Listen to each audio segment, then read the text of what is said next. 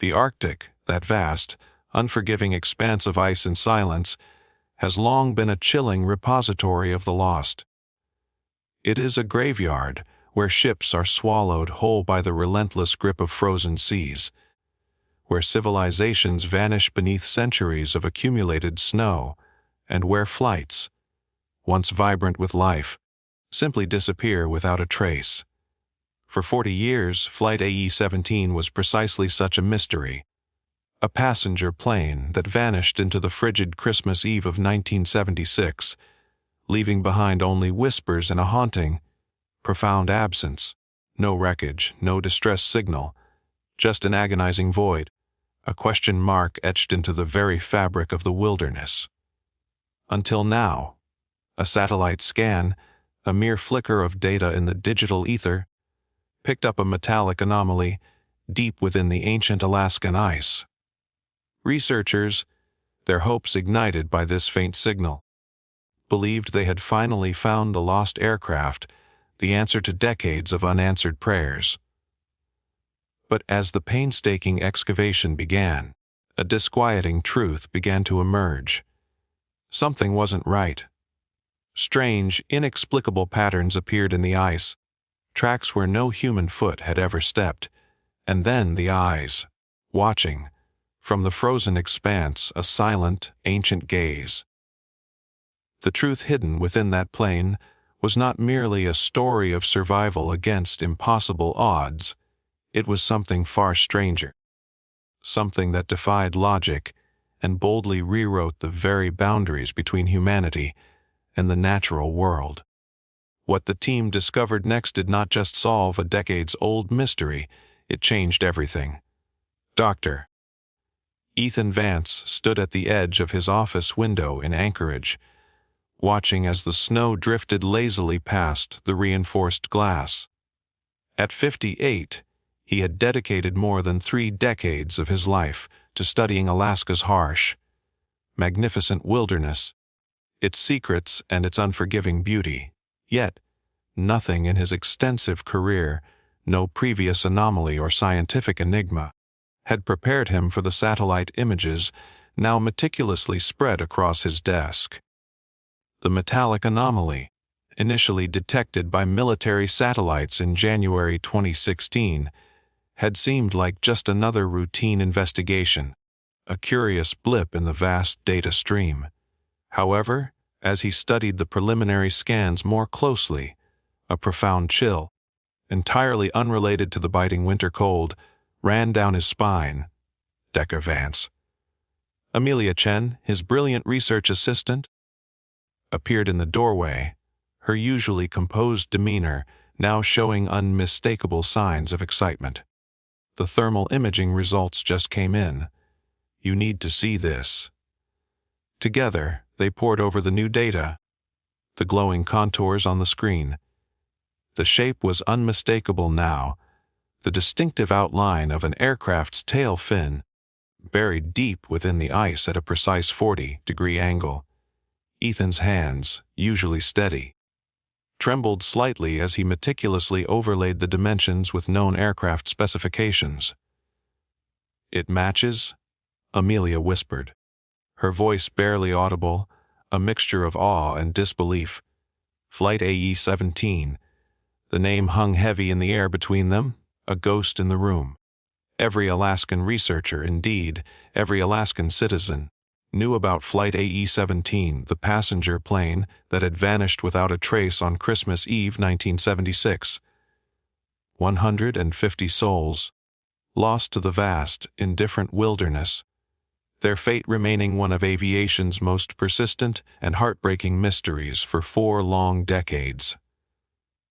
"Get me Director Thompson at the National Science Foundation," Ethan said, his voice steady despite the immense gravity of the moment. "And contact Dr. Lena Rodriguez at Wildlife Services. We're going to need her specialized expertise." Within days, the operation transformed from a simple anomaly investigation into one of the largest and most complex recovery missions in Alaskan history. The National Science Foundation FAST tracked their funding request, recognizing the profound significance of the discovery. The U.S. Air Force, with its unparalleled logistical capabilities, immediately offered full support. Yet, even as the pieces fell into place with remarkable speed and precision, Ethan couldn't shake the unsettling feeling that they were about to uncover something far more profound, far more enigmatic than a simple crash site. Dr. Lina Rodriguez arrived at the Anchorage briefing room on a bitter January morning, her silver-streaked hair pulled back in a practical, no-nonsense braid. At 62, she was widely regarded as one of the world's leading experts on Alaskan wildlife behavior, with a particular, almost intuitive, focus on large predators. The room was already packed with a diverse array of specialists, glaciologists, aviation experts, forensic archaeologists, and seasoned survival specialists, all buzzing with anticipation and professional curiosity. The site is approximately 80 miles northeast of Anchorage, Ethan explained, pointing to a detailed topographical map projected onto the screen. We're looking at average temperatures of -40, 2 degrees Celsius, and wind speeds up to 18 meters per second. This, ladies and gentlemen, will not be easy. Lina studied the satellite imagery with particular interest, her keen eyes absorbing every detail. The ice field's topology is unusual, she noted, her brow furrowed in thought. These patterns here, she traced a series of irregular, almost organic lines with her finger on the projection. They don't follow typical glacial movement. They're different. What are you thinking, Lena? Ethan asked, sensing her intuition at work. I'm not sure yet, Lena replied thoughtfully, her gaze still fixed on the screen. But in my experience, when nature deviates from the expected, there's usually a profound reason. A story waiting to be told. The team spent the next week in intense, meticulous preparation for deployment. 84 tons of specialized equipment were assembled, thermal drilling units capable of piercing ancient ice, ground-penetrating radar for subterranean mapping, mobile laboratory facilities designed for extreme conditions, and enough supplies to sustain a 30-person team for 2 months in the desolate Arctic. Among the seasoned crew was Captain Thomas "Tom" Harrison, a legendary ice pilot who had flown countless search and rescue missions in Alaska for 25 years, his face weathered by countless Arctic storms. I remember when AE-17 went down, Tom shared during one of the planning sessions, his voice tinged with a distant sadness. I was just a kid then, but my dad was part of the original search team. He never truly got over not finding them. Said the weather that Christmas was the worst he'd ever seen in his life. The convoy set out in early February, a formidable procession of heavy-duty vehicles crawling across the vast, frozen landscape. Lina rode in the lead vehicle with Ethan, her eyes constantly scanning the desolate horizon, her scientific instincts on high alert. Something about the terrain, the way the snow drifted, the unusual patterns in the ice formations, nagged at her. Stop, she called out suddenly, her voice sharp, causing Ethan to signal an immediate halt to the convoy. She pointed to a seemingly random patch of snow, indistinguishable to the untrained eye. See how the surface texture changes there. There's a reason. Animals aren't crossing this section. Further investigation, initiated by Lina's uncanny observation, revealed a dangerous ice cavity, a hidden void capable of swallowing one of their massive vehicles whole. Lina's acute perception had, without a doubt, saved lives and invaluable equipment. But it also raised a profound question. How had she spotted it so quickly, with such unerring precision. Years of studying predator behavior, she explained with a slight, knowing smile. They leave clues. If you know how to read them, they see the world differently, and sometimes we just need to learn to see through their eyes. The team established base camp within 18 hours, a small, self-contained city of reinforced tents and portable structures, meticulously designed to withstand the brutal, unrelenting Arctic conditions. The wreckage site lay less than a kilometer away, its presence marked by the barely visible tip of the tail, fin protruding from the ancient ice, a silent monument to a past tragedy. It was during the initial survey, as they meticulously mapped the immediate vicinity of the crash, that they first noticed the bobcats. The animal's presence was unusual enough. While bobcats weren't entirely unknown in Alaska, they typically preferred more forested regions, seeking the cover of trees.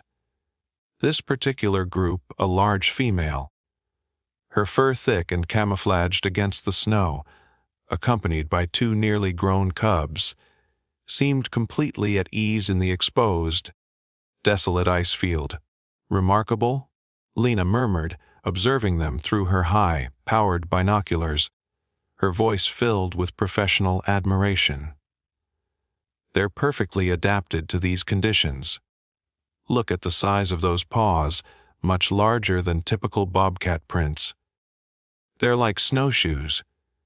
The animals maintained a consistent, almost deliberate distance from the camp, neither approaching with curiosity nor fleeing in fear. More striking, however, was their behavior around the crash site itself. The mother bobcat would pace certain areas with deliberate, almost ritualistic care, her cubs following precisely in her footsteps, mimicking her every move.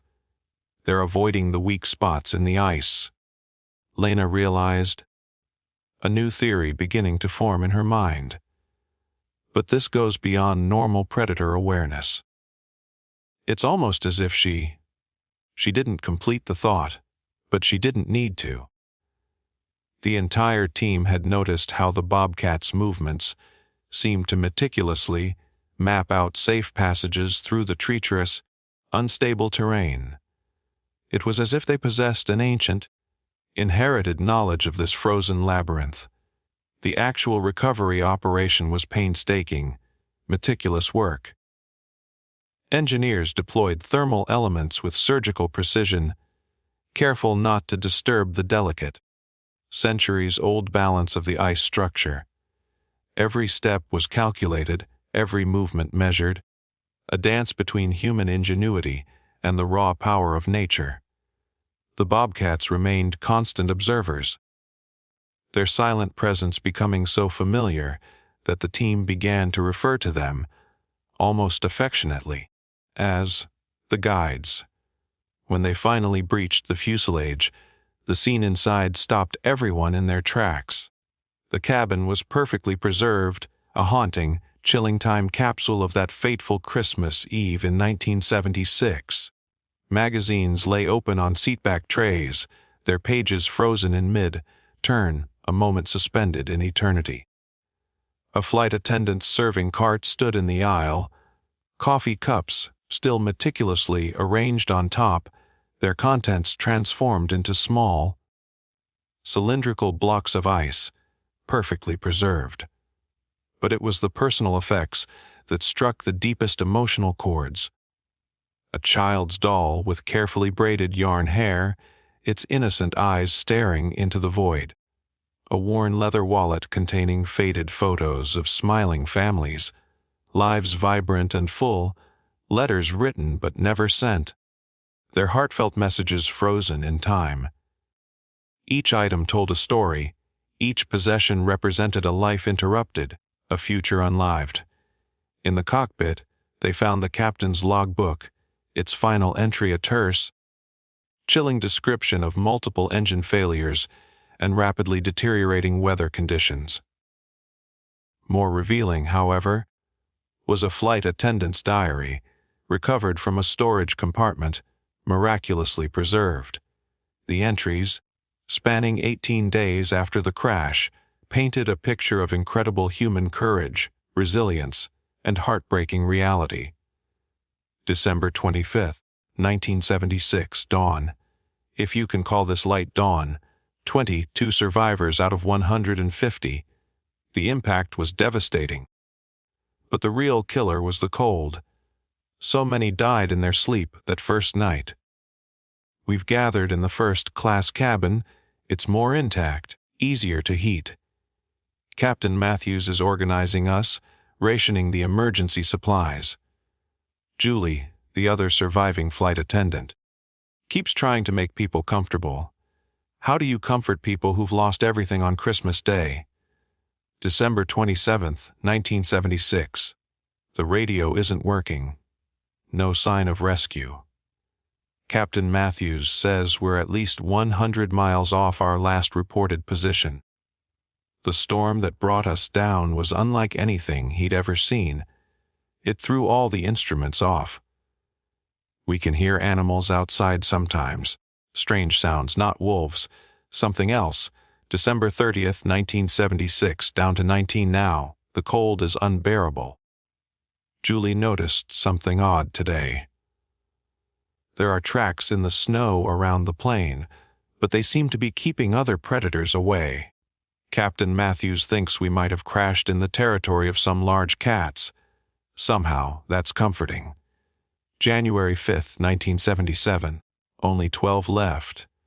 We're out of emergency rations. Julie didn't wake up this morning. The strange thing is, we found fresh kills near the plane, rabbits. Small game, as if something is leaving them for us. Captain Matthews says that's impossible, but we're past believing in impossible things. The diary entries continued, becoming increasingly uncertain about dates, but maintaining a clear, poignant record of events. The final entry, heartbreaking in its quiet acceptance, was dated January 11, 1977. I'm the last one now. The others are all gone. But I'm not alone. They're out there. I can see their eyes in the dark. Not threatening. Watching. Waiting.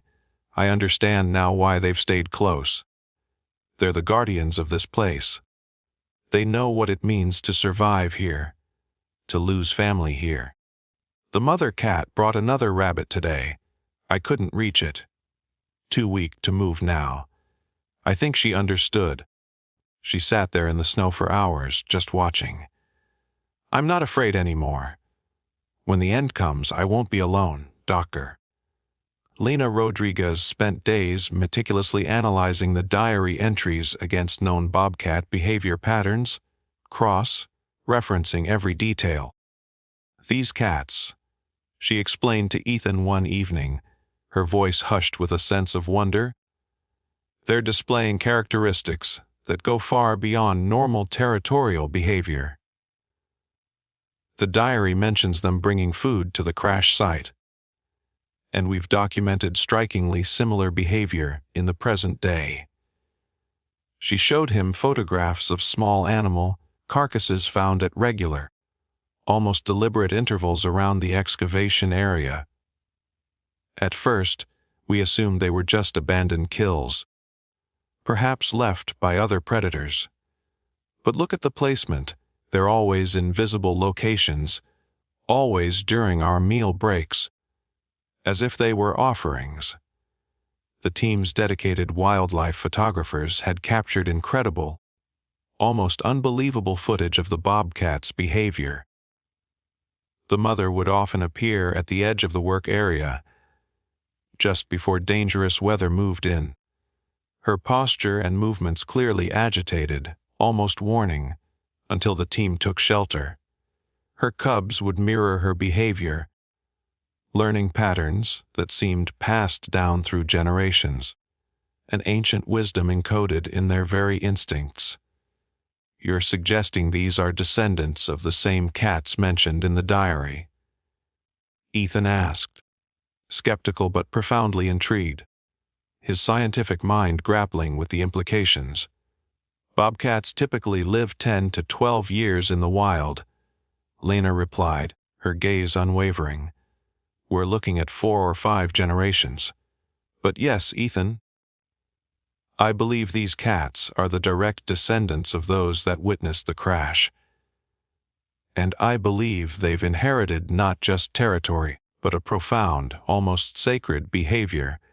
As the excavation progressed, they began finding undeniable evidence that powerfully supported the diary's extraordinary accounts. The distribution of supplies and bodies within the fuselage suggested organized survival efforts, a testament to human resilience. Small caches of food were found at regular intervals around the crash site, some still containing the perfectly preserved remains of small game animals, confirming the diary's astonishing claims. But the most stunning, the most paradigm-shifting discovery came 6 weeks into the operation. While meticulously documenting ice core samples, Amelia Chen noticed something profoundly unusual in the layered striations. These striations, she pointed out to Ethan and Lena, her voice trembling with excitement, they're not random. Look at the pattern. It's as if something repeatedly traveled the same paths around the crash site, year after year, wearing grooves into the ancient ice. Further analysis, utilizing advanced ground-penetrating radar, revealed decades of layered tracks, a ghostly roadmap etched into the frozen earth. Generations of bobcats had followed the exact same routes their ancestors had taken, their paws falling into the very same depressions. The patterns matched perfectly with the safe passages the current bobcats used to navigate the treacherous ice field. They've been maintaining a vigil? Lena realized, her voice barely a whisper, filled with a profound sense of awe. For 40 years, they've been protecting this site. The recovery operation concluded in late March, a bittersweet triumph. The remains of Flight AE Sustein's passengers and crew were finally returned to their grieving families, along with personal effects that had been miraculously preserved in the ice for 4 long decades, silent echoes of lives lived. The diary, now a crucial, poignant piece of aviation history, was carefully donated to the Smithsonian Institution, its words forever testifying to courage and an unexpected connection. But the story of the bobcats, these unexpected guardians, captured public imagination in a way no one had anticipated. Wildlife documentaries were filmed, captivating millions. Research papers were published in prestigious journals, challenging long-held scientific beliefs about animal behavior and intelligence. The site itself became a point of profound fascination for scientists and laypeople alike. Dr. Lena Rodriguez, deeply moved by what she had witnessed, devoted her remaining career to studying this extraordinary phenomenon. She established a permanent research station near the crash site, meticulously documenting the bobcats' continued presence and behavior. The mother and her cubs remained, even after the excavation equipment was removed, faithfully maintaining their ancestral patterns, their silent vigil unbroken. 5 years after the initial discovery, Lena sat in her small, cozy research station, watching the newest generation of bobcat cubs, learning the same ancient paths their ancestors had walked. The mother bobcat, now graying gracefully around her muzzle, still made her daily rounds, still brought small, symbolic offerings to the simple memorial that had been erected at the site. Ethan Vance, now semi-retired, had joined her for the anniversary of the recovery, a quiet pilgrimage. Together, they watched the sunset paint the vast expanse of ice in breathtaking shades of pink and gold, a scene of serene beauty, "You know what I think, Ethan," Lena said softly, breaking the peaceful silence. "I think that first Mother Bobcat recognized something in those survivors. Not just as prey or predators, but as living beings, struggling to survive in a harsh, unforgiving world. And somehow, she passed that recognition down through generations." Ethan nodded slowly, a profound understanding dawning in his eyes. "An inheritance of compassion," he mused. "More than that," Lena replied, her voice filled with conviction. "A powerful reminder that even in our darkest moments, in the most desolate places, we are never truly alone." Those passengers spent their last days watching these magnificent creatures, drawing comfort from their silent, watchful presence. And for 40 years, these cats have kept their vigil, protecting the site, marking the safe passages, leaving their offerings as if on cue. As if on cue, the mother bobcat appeared at the edge of their view, her newest cubs tumbling playfully behind her in the pristine snow. She paused, meeting Lena's gaze with that same inscrutable expression that had captivated researchers for years, an ancient wisdom in her eyes. Some might call it anthropomorphizing, Ethan mused, seeing human qualities in animal behavior.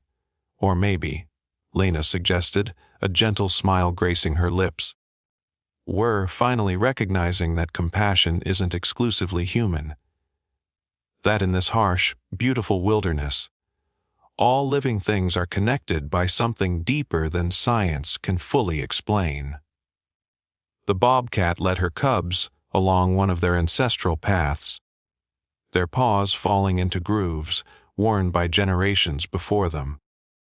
As they disappeared into the gathering dusk, their forms briefly silhouetted against the vast Arctic sky, Lena thought about the final, poignant words in the flight attendant's diary. "When the end comes, I won't be alone." In the years that followed, the story of Flight AE-17 and its feline guardians became more than just a tale of tragedy and survival. It became a profound testament to the mysterious, unbreakable bonds between all living creatures, a powerful reminder that even in the most desolate places, compassion can take root and flourish across generations. The bobcats remained, adapting to the changing climate, teaching each new generation the ancient paths of their ancestors. And on quiet evenings, when the aurora borealis danced across the sky in shimmering curtains of light, they could still be seen making their rounds, eternal guardians of a place where the boundaries between human and animal, between tragedy and hope, had blurred and transformed into something extraordinary. Scientists continue to study the site and its unique inhabitants, but some mysteries remain unexplained. Perhaps that's as it should be, a humbling reminder that in the vast, untamed wilderness of Alaska, there are still stories that defy our understanding, still bonds that transcend our definitions, and still moments of grace that can echo through generations, human and animal alike. Today, a small, unassuming plaque stands at the crash site, commemorating not only the passengers and crew of Flight AE-17, but also the remarkable creatures that have watched over them for nearly half a century. It bears a simple yet profound inscription in memory of the 150 souls aboard Flight AE-17, December 24, 1976, and in honor of their unexpected guardians, who taught us that compassion knows no bounds, and that even in our darkest hours, we are never truly alone. The bobcats still roam their ancestral paths, their presence a living memorial to a moment when the divide between human and animal blurred, and something profound and mysterious took root in the ice and snow. Their story continues to inspire researchers, wildlife experts, and visitors from around the world, a powerful reminder that in the harsh beauty of the Alaskan wilderness, some bonds transcend time, species, and even death itself.